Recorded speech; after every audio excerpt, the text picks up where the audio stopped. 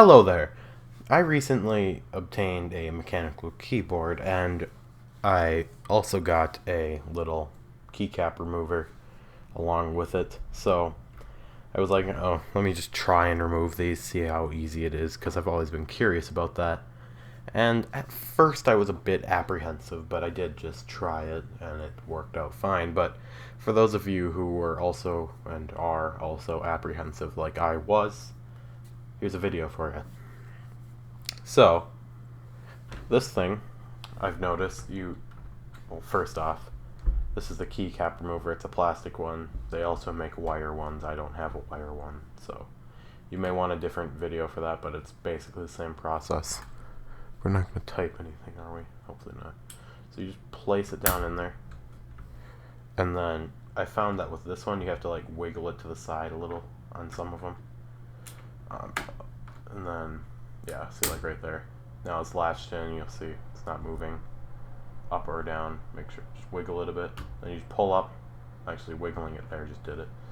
And then you pull up, and keycap is removed.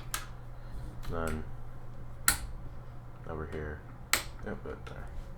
And you just gently pull up. And then if your keyboard is heavy enough, you won't even have to worry about holding it down like this one is heavy enough. And you'll see you just have your bare keycap exposed right here, and yeah, it works just fine. So that's basically it.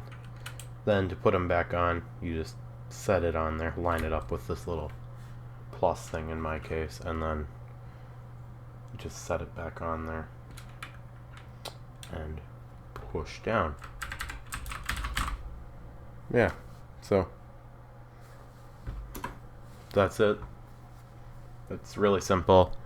Hopefully you won't have any problems with it, but if you do need help, comment below and I will be in the comments monitoring them, and yeah, I'll help you out with any problems you have.